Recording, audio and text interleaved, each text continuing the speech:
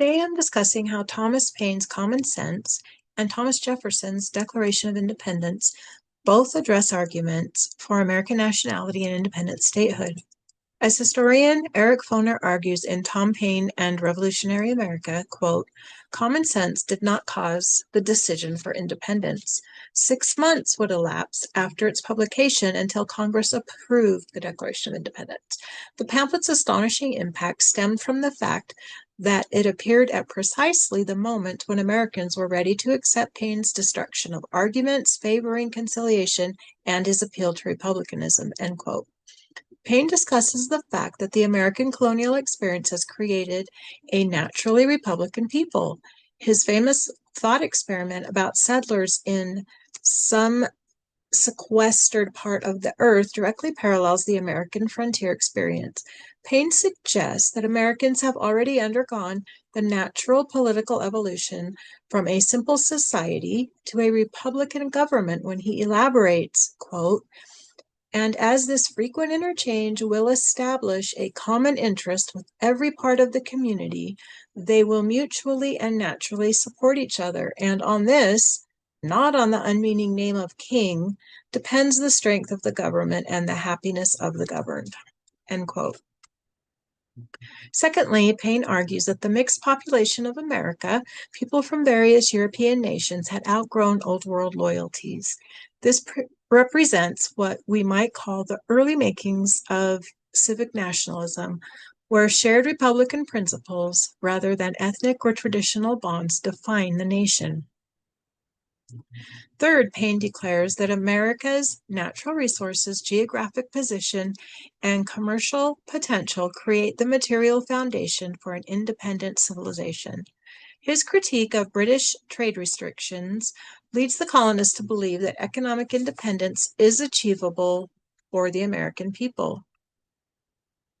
Jefferson's approach in the Declaration is quite different, as described in what Pauline Maier in American Scripture identifies as a legalistic strategy designed for both domestic and international audiences. She argues, quote, "In the Declaration of Independence, the various charges had essentially the same purpose, to demonstrate that the king had inflicted on the colonists unremitting injuries and usurpations, all of which had as a direct object the establishment of an absolute tyranny.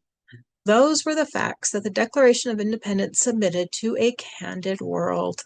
Independence was justified only if the charges against the king were convincing and of sufficient gravity to warrant the dissolution of his authority over the American people."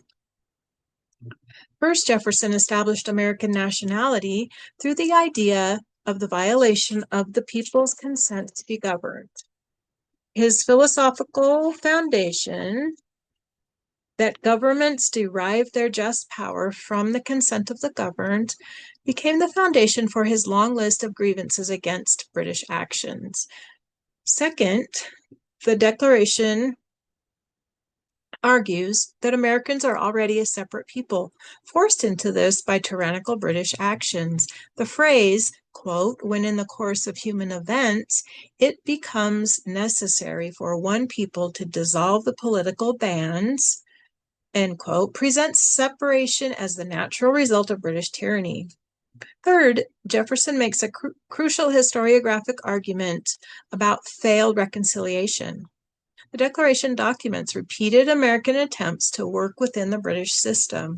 When he discusses appeals to our British brethren, the British response being deaf to the voice of justice and consanguinity, provides evidence that Americans and Britons have become two different people with irreconcilable differences. The differences between the two approaches is evident and reflect different needs. Paine needed to convince a reluctant American population that independence was desirable.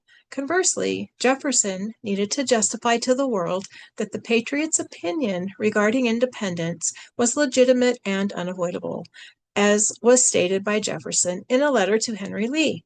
Quote, "This was the object, not to find our new principles or new arguments, but to place before mankind the common sense of the subject in terms so plain and firm as to command their assent and to justify ourselves in the independent stand we are compelled to take." End quote. One very stark common theme between the two documents is the statement about human equality. In his work, God of Liberty, Kidd reflects, quote, "Propounding national independence because God has created humans as equal beings was a profoundly significant example of the willingness of Jefferson and the other founders to use religious concepts to mobilize Americans for the patriot cause," end quote. Kidd further discusses, quote, "Paine argued that the office of monarch, set above the rest of mankind, represented an unnatural assertion of the superiority of one man or woman over others," end quote. And lastly, Kidd argues, quote, "It took Jefferson's felicitous phrase, 'all men are created equal,' to establish equality by creation as the essential principle of the American creed." In conclusion, these texts find commonality and work together as both the theory and the practice of revolutionary nationalism. Paine provided the intellectual framework that made independence thinkable by positioning Americans as a naturally Republican people, while Jefferson built that theory into legal and moral justification for actual political separation. Together, they created arguments for American nationality that would influence future democratic movements worldwide.